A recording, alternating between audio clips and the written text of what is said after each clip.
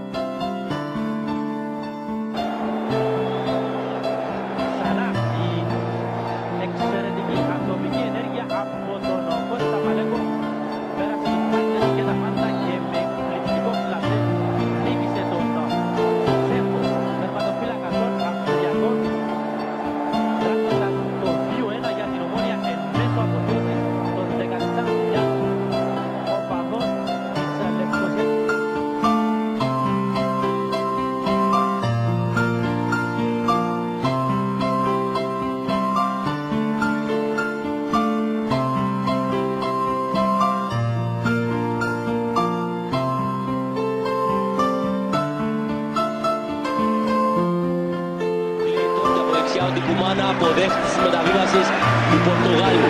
Ο Ντικουμάνα στο ύψος της περιοχής πέρασε η πάσα του. Το πλασέτο 1-0. Ο Ντούρο ανοίγει το σκορ.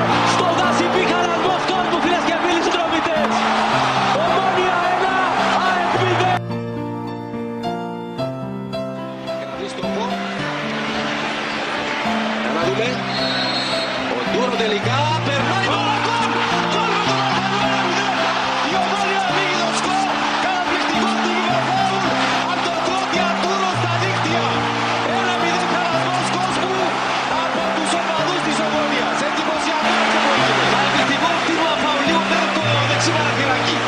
Ξανά εδώ η μπάλα, αναπαύεται στα δίχτυα του Τζόχαρ.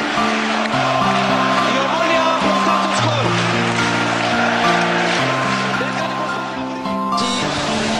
Επιλέξει τα ομοσφαιριστής που θα πάρει σε εξαιρετική προσπάθεια του Αλονεύτη. Που βάζει παλιά στον Οκά, αμέσως στο γύρισμα και σε δημιουργία και εκτέλεση. Από δύο ποδοσφαιριστές που άλλαξαν μπάλα στη ζωή και γύρισε και με τον τρόπο. Με αυτό το εξαιρετικό εξαιρετική κίνηση του Αλονευτή που ελευθερώθηκε. Βρίσκει στην άλλη άκρη τον...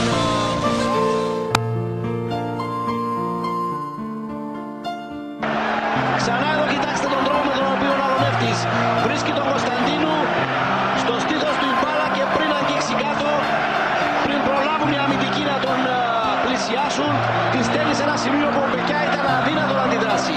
Η Ομόνοια παίρνει προβάδισμα στο σκορ στο 64ο λεπτό. Να λοιπόν, αυτό που ψάχναμε στο παιχνίδι για να αλλάξει τα δεδομένα έρχεται και με τον καλύτερο μάλιστα.